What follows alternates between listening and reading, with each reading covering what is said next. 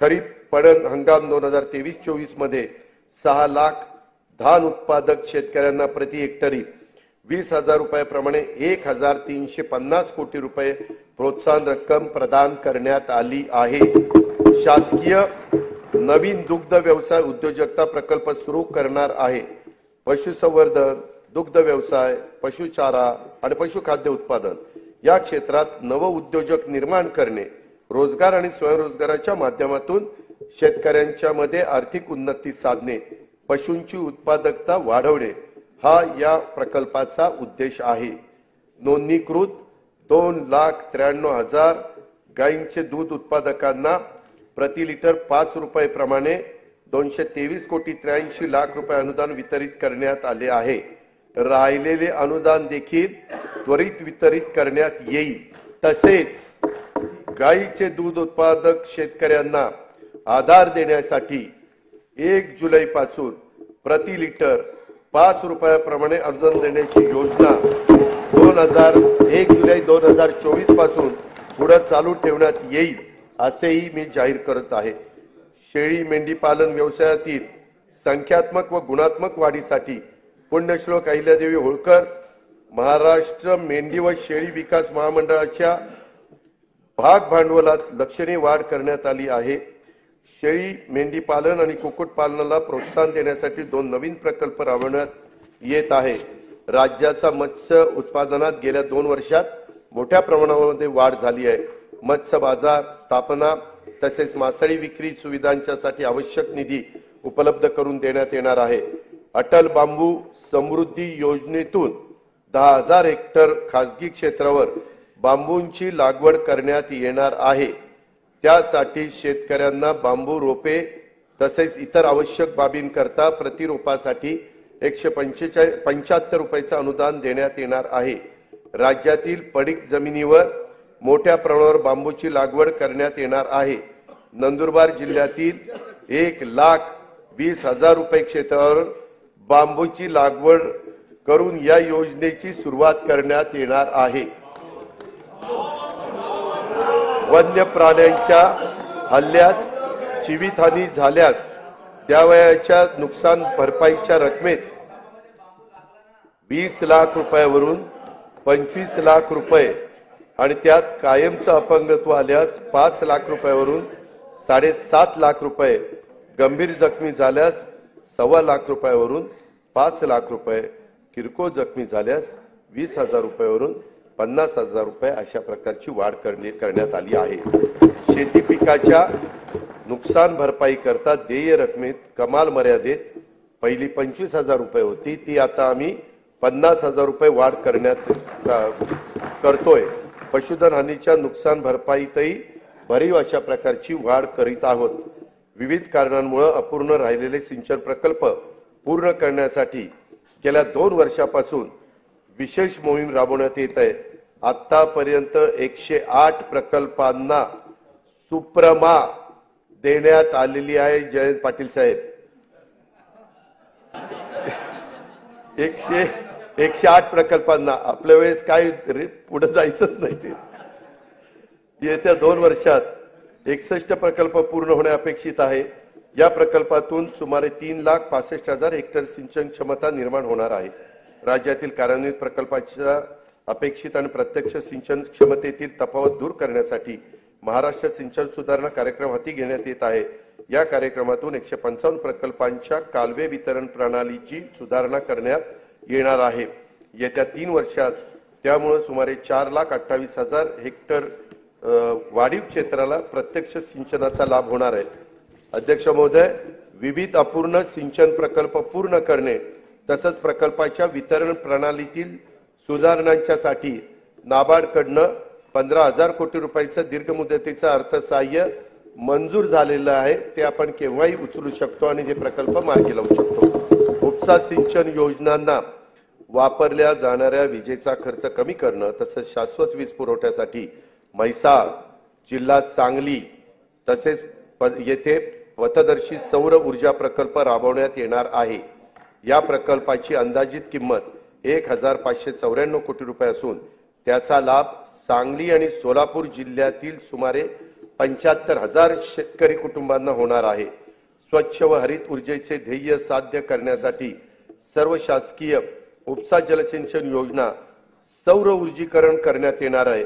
त्यामध्ये जनाई, शिरसाई, पुरंदर या उपसा सिंचन योजनांचाही समावेश आहे। या योजनांच्यासाठी 4,200 कोटी रुपयाचा खर्च अपेक्षित आहे।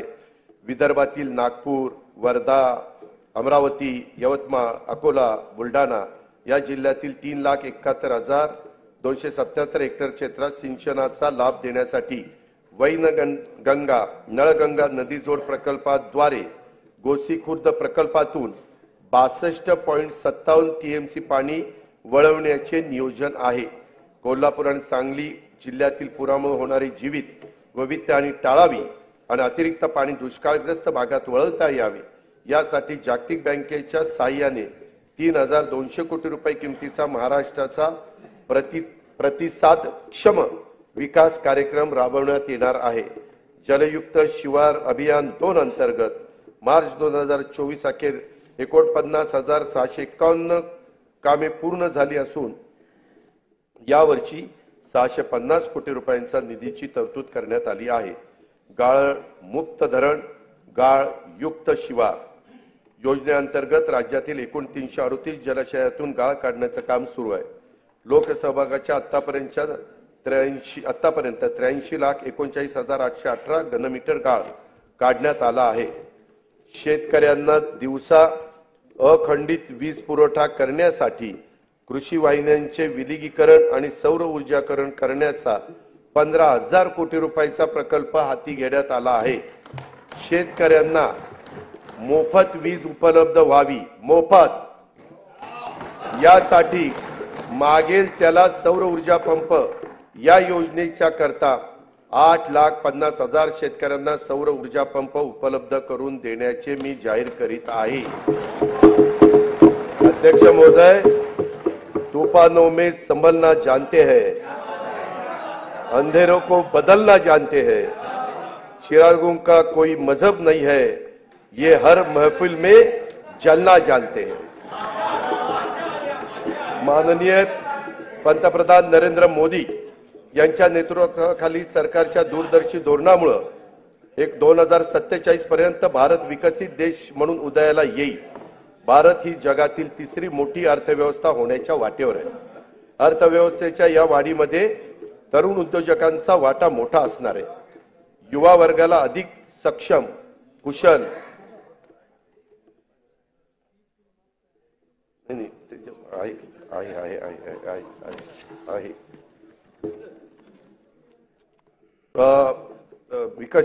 भारत ही जगातील तिसरी मोठी अर्थव्यवस्था होण्याच्या वाटेवर आहे। अर्थव्यवस्थेच्या या वाढीमध्ये तरुण उद्योजकांना वाटा मोठा असणार आहे। युवा वर्गाला अधिक सक्षम व कुशल आणि तंत्रस्नेही करण्यासाठी कौशल्य उद्योजकता विकासाच्या तसेच आर्थिक पाठबळ देण्याबाबत योजना सुरू आहेत। त्या अधिक परिणामकारक राबवण्याचा तसेच नवीन योजना सुरू करण्याचा शासनाचा मानस आहे। मी आता युवा वर्गासाठीच्या योजनांच्याकडे सभागृहाचं लक्ष वेधतो। राज्यातील विविध शैक्षणिक संस्थांच्या मधून दरवर्षी 11 लाख विद्यार्थी पदविका, पदवी, पदव्युत्तर परीक्षा उत्तीर्ण होतात। प्रमाणपत्र व अल्प मुदतीत अभ्यासक्रम पूर्ण करणाऱ्या विद्यार्थ्यांची संख्या देखील मोठी असते। औद्योगिक आणि बिगर औद्योगिक आस्थापनांमध्ये प्रत्यक्ष कामाद्वारे प्रशिक्षण घेतल्यास गरजू युवकांना रोजगाराची संधी तसेच उद्योगांना प्रशिक्षित मनुष्यबळ उपलब्ध व्हावे या उद्देशाने दरवर्षी 10 लाख तरुण तरुणींना प्रत्यक्ष कामावरील प्रशिक्षण देण्यासाठी मुख्यमंत्री युवा कार्य प्रशिक्षण योजना मी जाहीर करीत आहे। या योजनेअंतर्गत शासनामार्फत प्रति प्रशिक्षणार्थी दरमहा 10,000 रुपये प्रमाणे विद्यावेतन देण्यात येईल। त्यासाठी दरवर्षी 10,000 कोटी रुपयाचा खर्च अपेक्षित आहे। शासनाच्या योजनांची माहिती जनतेपर्यंत पोहोचवण्यासाठी दरवर्षी 50,000 युवकांना कार्य प्रशिक्षण देण्यात येईल। जागतिक बँक सहाय्यित 2,307 कोटी रुपये किमतीच्या मानवी विकासासाठी उपयोजित ज्ञान आणि कौशल्य विकास प्रकल्पाअंतर्गत 500 औद्योगिक प्रशिक्षण संस्थांची दर्जावाढ तसेच मॉडेल ITI जागतिक कौशल्य केंद्र महाराष्ट्र राज्य कौशल्य विद्यापीठ डेटा सेंटर अशा विविध संस्थांचे बळकटीकरण आणि उद्योजकता विकास कार्यक्रम राबवण्यात येणार आहे। मुंबई, पुणे, नागपूर, अमरावती, यवतमाळ, कोल्हापूर, छत्रपती संभाजीनगर, कराड जिल्हा सातारा, अवसारी खुर्द जिल्हा पुणे येथील तंत्र शिक्षण संस्थांच्या मध्ये सेंटर ऑफ एक्सलन्स स्थापन करण्यास मान्यता देण्यात आली आहे। पंडित दीनदयाळ उपाध्याय रोजगार मेळावा व नमो महारोजगार मेळाव्यातून रोजगार इच्छुक युवांना नोकरीची संधी उपलब्ध करून दिल्या जात आहेत। या माध्यमातून सन 2023-24 मध्ये 95,478 उमेदवारांची नोकरीसाठी निवड झाली आहे। स्वामी विवेकानंद आंतरराष्ट्रीय कौशल्य विकास प्रबोधिनी मुंबईत गोवंडी येथे कार्यान्वित झाली आहे। राज्याच्या ग्रामीण भागात 511 प्रमोद महाजन ग्रामीण कौशल्य विकास केंद्रे स्थापन करण्यात आली असून या केंद्रातून 15 ते 45 वयोगटातील 18,980 उमेदवार कौशल्य प्रशिक्षण घेत आहेत। विविध समाज घटकांच्यासाठी रोजगारभिमुख प्रशिक्षण कार्यक्रम तसेच संशोधनाचे काम करण्यासाठी आदिवासी संशोधन प्रशिक्षण संस्था TRTI, डॉक्टर बाबासाहेब आंबेडकर संशोधन व प्रशिक्षण संस्था बार्टी, छत्रपती शाहू महाराज संशोधन व प्रशिक्षण संस्था सारथी, महात्मा ज्योतिबा फुले संशोधन व प्रशिक्षण संस्था महाज्योती, महाराष्ट्र संशोधन व प्रशिक्षण प्रबोधिनी अमृत इत्यादी संस्था काम करतायत। या संस्थांच्या मार्फत एकूण 2,51,393 विद्यार्थ्यांना रोजगारभिमुख प्रशिक्षण देण्यात आले असून त्यापैकी 52,000 विद्यार्थ्यांना नोकरीच्या संधी प्राप्त झालेल्या आहेत। शाश्वत ऊर्जा, आरोग्य तसंच कृषी क्षेत्रात कृत्रिम बुद्धिमत्तेच्या वापराबाबत संशोधनासाठी राज्यातील विद्यापीठ आणि संशोधक यांच्या संयुक्त विद्यमाने संशोधन व नव उपक्रम केंद्रे स्थापित करण्यात आली आहेत। त्यासाठी विद्यापीठ व शासनाकडून प्रत्येकी 50 कोटी रुपये असा 100 कोटी रुपयांचा निधी उपलब्ध करून देण्यात येणार आहे। शबरी आदिवासी वित्त व विकास महामंडळामार्फत राबवण्यात येणाऱ्या स्वयंरोजगार अर्थसहाय्याच्या योजनेच्यासाठी 100 कोटी रुपयाची निधीची तरतूद करण्यात आलेली आहे। अनुसूचित जाती, अनुसूचित जमाती, विमुक्त जाती, भटक्या जमाती, इतर मागासवर्ग, विशेष मागास प्रवर्ग तसेच खुल्या प्रवर्गातील विद्यार्थ्यांना विदेशात उच्च शिक्षणासाठी शिष्यवृत्ती योजना राबवण्यात येत आहे। अल्पसंख्याक समुदायातील विद्यार्थ्यांसाठी देखील सन 2024-25 पासून विदेशी शिक्षणासाठी शिष्यवृत्ती योजना लागू करण्यात आली आहे। वसतिगृहात प्रवेश न मिळालेल्या आर्थिक दृष्ट्या दुर्बल घटकातील विद्यार्थ्यांना शैक्षणिक वर्ष 23-24 पासून डॉक्टर पंजाबराव देशमुख वसतिगृह निर्वाह भत्ता योजनेअंतर्गत भरीव वाढ करून दरवर्षी 38 ते 60 हजार रुपयापर्यंत निवास भत्ता देण्यात येत आहे। इतर मागासवर्गीय, विमुक्त जाती, भटक्या जमाती आणि विशेष मागास प्रवर्गातील उच्च शिक्षण घेणाऱ्या विद्यार्थ्यांना ज्ञानज्योती सावित्रीबाई फुले आधार योजनेअंतर्गत देखील भरीव वाढ करून दरवर्षी 38,000 ते 60,000 रुपयापर्यंत निवास भत्ता देण्यात येणार आहे। गोपीनाथ मुंडे ऊसतोड कामगार विकास महामंडळामार्फत ऊसतोड कामगारांच्या मुलामुलींच्यासाठी 82 शासकीय वसतिगृह स्थापन करण्यास मंजुरी देण्यात आलेली आहे। राज्यात सध्या 1 लाख लोकसंख्येमागे 84 डॉक्टर आहेत।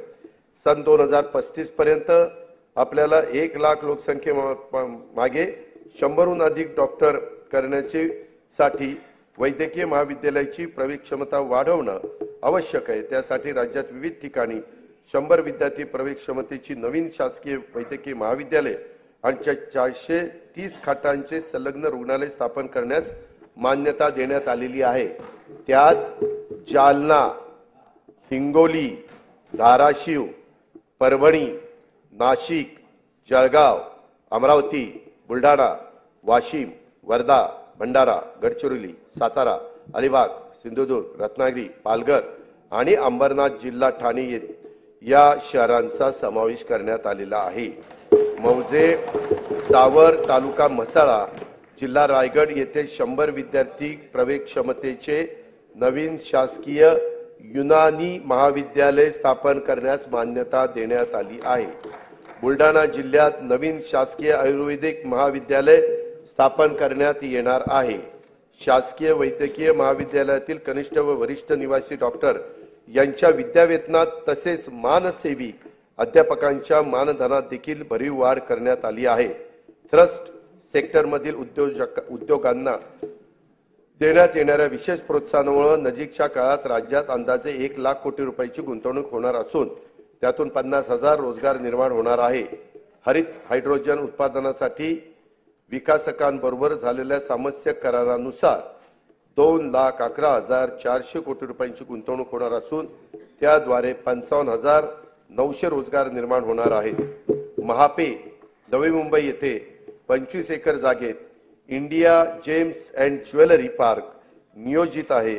त्यात 2,000 सूक्ष्म लघु व मध्यम उद्योग घटकांना समावेश असून 50,000 कोटी रुपयाची गुंतवणूक होणार आहे। त्यातून 1 लाख रोजगार निर्माण होतील। एकात्मिक व शाश्वत वस्त्रोद्योग धोरण 2023 ते 28 जाहीर करण्यात आले असून या अंतर्गत 5 वर्षात 25,000 कोटी रुपयांची भरीव गुंतवणूक आणि 5 लाख रोजगार अपेक्षित आहे। कॅप्टिव्ह मार्केट योजनेमुळे सूतगिरणी, यंत्रमाग, प्रोसेसिंग, पॅकिंग तसेच वाहतूक क्षेत्रात मोठ्या प्रमाणात रोजगार निर्माण होणार आहे। खाजगी गुंतवणूक वाढवण्यासाठी लघु वस्त्रोद्योग संकुले तसेच टेक्निकल टेक्सटाईल पार्क उभारण्याचे शासनाने ठरवलेले आहे। सिंधुदुर्ग जिल्ह्यात आंतरराष्ट्रीय दर्जाचे स्कुबा डायव्हिंग केंद्र सुरू करण्यात येणार असून बुडीत जहाजावरील प्रवाळाचे दर्शन हे त्यांचे विशेष आकर्षण असेल। या प्रकल्पासाठी 20 कोटी रुपये खर्च अपेक्षित आहे।